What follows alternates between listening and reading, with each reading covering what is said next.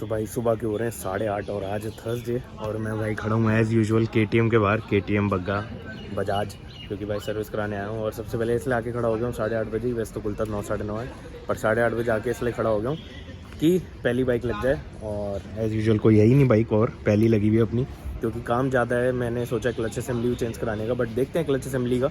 एक बार शिवदयाल जी से बोलूँगा कि खोल कर चेक कर लो, बता दो क्या सीन है क्लच असेंबली का, उसके बाद देखते हैं, डिसीजन लेते हैं। बाकी कैश वगैरह तो कुछ लाया नहीं है, तो इस बार ऑनलाइन पे करना पड़ेगा। लेट्स सी क्या होता है। सर्विस भी होनी है और पूरा क्लच असेंबली वगैरह चेंज होनी है, देखते हैं सब क्या होता है। और क्लच लीवर में भी दिक्कत आ रही है, मेन वही दिक्कत है। अगर वो सॉल्व हो जाएगी तो बाइक अपनी मस्त चलने लगेगी।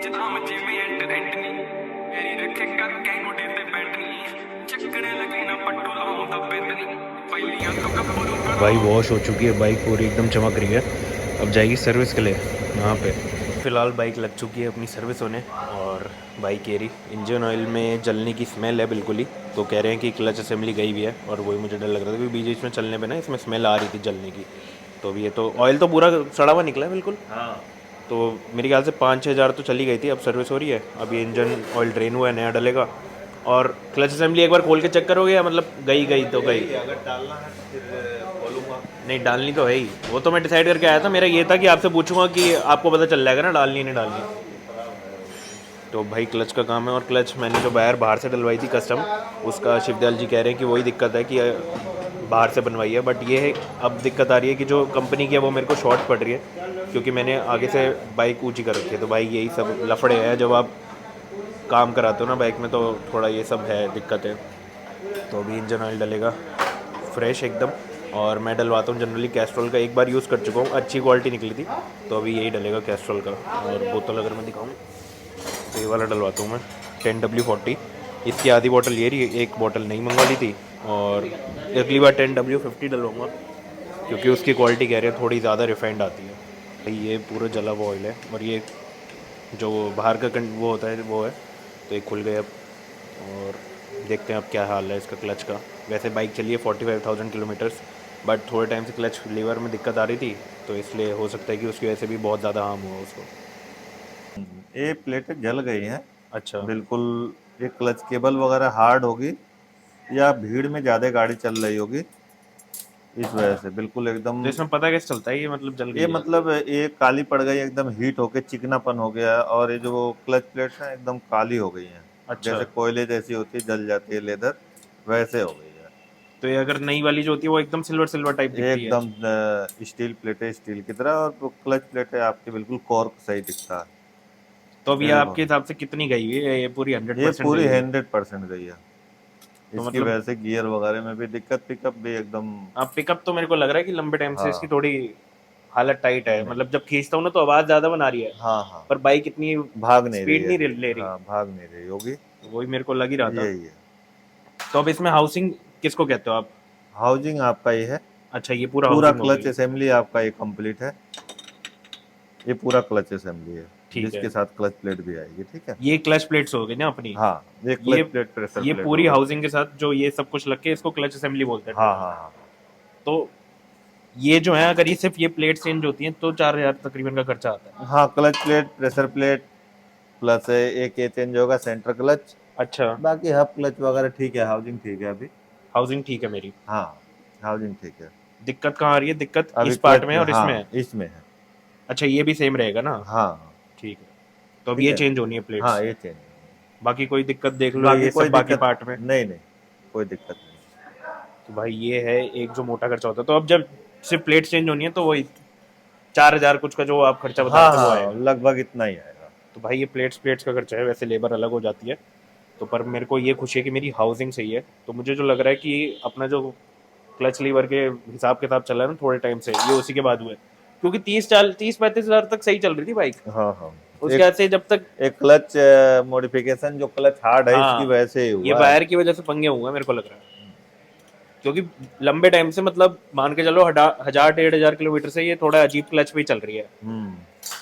और ये सारी प्लेट्स नहीं डलेंगी, ये चिकनी हो जाती है और काली हो जाती है। और वैसे भी यहाँ दिखाऊँ तो ये जला हुआ ऑयल है जितना भी है।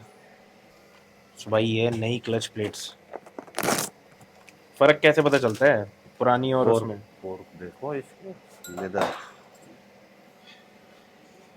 देखो कोयला हो गया ना, जल गया एकदम, अच्छा ये परमानेंट ही काला हो गया है। परमानेंट ही काला हो गया, पत्थर की तरह हार्ड हो जाता है। अच्छा ये कॉर्क होता है जैसे तो ये लेड। अगर 1000-2000 किलोमीटर बाद भी देखूंगा तो हाँ ये हाँ, ऐसे ही रहेगा, ये ये काला हाँ, हो चुका है ये ऐसे ही परमानेंट। रहेगा। अच्छा। ओहो। तो ये है ये भाई देखो, मोटा खर्चा जिसका आता ये है। आपका बिल्कुल ब्लैक हो गया ना, ठीक ये है। स्टील होता है। ये जितनी क्लच तो में ये तो चलेगी धक्के साइज भी हीट। अलग है। हाँ, तो ये है ना दूसरी साइड में, अच्छा अलग अलग है। अलग अलग। ये सारे डलेंगे क्या हाँ भाई साहब?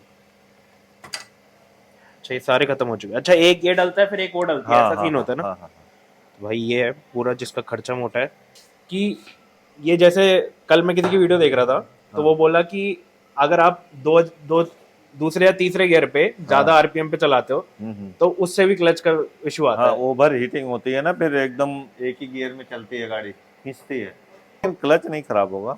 उसमें ये क्लच खराब नहीं होता। इसमें क्लच नहीं, क्लच मेन होता है, क्लच केबल हार्ड होगी, हाँ या क्लच दबा के, जैसे भीड़ में चल रहे क्लच दबा के ही रखे हुए हैं तो एकदम उसमें होता है क्लच का।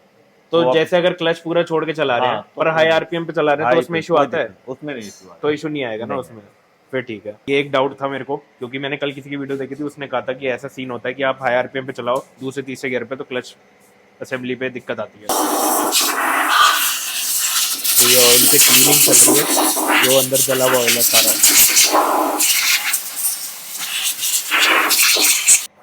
सो ये जो प्लेट्स हैं ये अभी इंजन ऑयल में डुबा के रखी थी, इससे क्या होता है थोड़ा बताओगे? ऑयल में रखते हैं इसलिए कॉर्क जो होता है ना, ऑयल सोख लेता है, इसकी जो क्लच की लाइफ थोड़ी ज्यादा होती है अच्छा। नॉर्मल से, तुरंत नहीं फिट करना चाहिए। अच्छा सूखा फिट नहीं करना चाहिए एकदम हाँ, से। सूखा नहीं फिट करना चाहिए। सो बेसिकली दो तरह की प्लेट्स होती हैं, एक ये वाली प्लेट है एक क्लच और एक प्लेट, वो एक वाली है, प्लेट। तो एक वो डलती है एक वो डलती है। हाँ, तो टोटल 13 प्लेट्स हैं, एक 6 एक 7 है।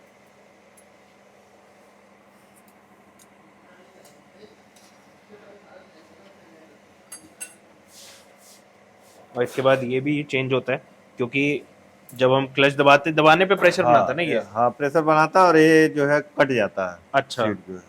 तो ये प्लेट्स लगने के बाद अब ये ऊपर से लगेगा, तो जब क्लच दबाता है तो शायद ये प्लेट्स को अंदर धक्का मारता है, जितना मेरे को समझ आ रहा है अभी। भाई ये ऐसा कुछ मैकेनिज्म होता है जिसपे पूरी बाइक निर्भर होती है। तो अगर क्लच असेंबली अगर मान लो कहीं खराब हो जाती है तो बाइक चल ही नहीं सकती फिर तो नहीं चल सकती है, बिल्कुल भी नहीं फिर चलेगी या 10-15 पे नहीं, घसीटेगी, स्पीड कम हो जाएगी। स्पीड कम हो जाएगी बिल्कुल। तो ये सीन है, ये ऐसे प्लेट लग जाती है और बाकी पेच वेच से अभी स्प्रिंग विंग लग के पूरी बंद हो जाएगी। के अंदर चलाने का कोई तुक नहीं बनता है। सो अब ये पूरा पैक हो चुका है, पैकिंग डलती है साइड्स में और ऐसे बंद हो जाएगा और अपना बाहर से लग जाएगा। मुझे लगता था कि बड़ा फैल जाता होगा जब क्लच वगैरह खोलते हैं, बट बहुत सॉर्टेड है यार, 3-4 पेच हैं अंदर के और बाहर के, तो ये पैकिंग हो रही है। और ये भी चेंज होगा ना अभी, हाँ, बोल्ट चेंज इसकी होगा। दिक्कत ये आ रही है कि ऑयल बाहर आ जाता है, तो ये ऑयल उछल के आ रहा है या ग्रीस है, नहीं मतलब नहीं, क्या है ये ये? ओरिंग होती है इसके ऊपर, वो कट जाता है, अच्छा बोल्ट पे ओरिंग होता तो है, मतलब बोल्ट चेंज होगा या ओरिंग चेंज होगा? बोल्ट के साथ ही चेंज पूरा चेंज होगा। हाँ, तो उसका जो ग्रीस वगैरह वो नहीं वो आएगी। नहीं आएगी। चलो ये सही है।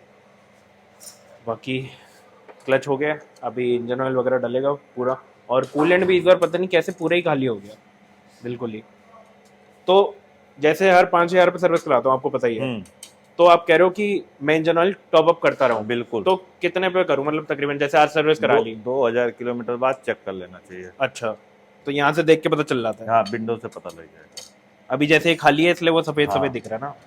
ठीक है, मैं अब से कर लिया करूँगा क्योंकि मुझे लग रहा था कि इंजन ऑयल कम पड़ रहा है इसमें। इसका भी एक बार ना मेरे को समझाना कूलेंट का टॉपअप कैसे करना होता है। वैसे मेरे को यहाँ से देख तो रखा है जितना मैं सर्विस में देखता हूँ, बट पता नहीं होता कहाँ से टॉपअप करना है एग्जैक्टली। भाई ये देखो, बाइक लेना आसान है ये सारी, बट इनके काम दाम थोड़े ज़्यादा ही होते हैं, तो आपको मेंटेन करके रखनी चाहिए। और ये तो तब है जब मैं मेंटेन करके रखता हूँ इस बाइक को। मैंने बहुत लोग देखे जो डोमिनर वगैरह को मेंटेन करके नहीं रखते। भाई मैं सोच रहा हूँ उनकी कैसी चलती है ये बाइक, मैं जब इतना मेंटेन करके रखता हूँ तब ये है कि मतलब ये बाइक कहती है कि हाँ भाई मेरे को खर्चा चाहिए। तो फिलहाल ये बंद हो चुका है और बाकी काम आएगा। फिलहाल चेन टाइट हो रही है और यहाँ भी एक सीन हो गया कि जो ये वाला पेच है ये बिल्कुल ही मतलब लूज ही नहीं हो रहा, टाइट ही हो गया। तो अभी कर रहे हैं, पूरा निकाल के देख रहे हैं, और ये जो है इसको भी हटा रहे हैं थोड़ा टाइम भी, बाकी देखते हैं।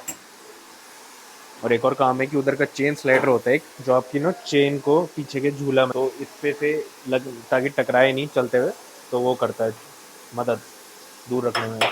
पर उसमें भी इशू आ रहा है, तो वो अभी तो हो नहीं पाएगा क्योंकि पूरी बच्चे से बाइक खुलेगी उसके लिए। सो ये है जो चेन स्लाइडर है, और ये सीन क्या हुआ है, पेज के साथ ही बाहर आ गया। मुझे लगता था कि ये एक छोटा सा पीस है, पर ये पूरा घूम के यहाँ तक जा रहा है। तो इसके लिए क्या होता है, जब इसको चेंज कराएं पूरा पीछे से खुलेगा, पर चेंज मेरा कैसे होगा कि पेज के साथ ही बाहर आ गया। तो ये वेल्डिंग या कुछ होगी, पर अभी ट्राई कर रहे हैं कि ये टिक जाए किसी तरीके से, क्योंकि ये चेन पे ना बज रहा है।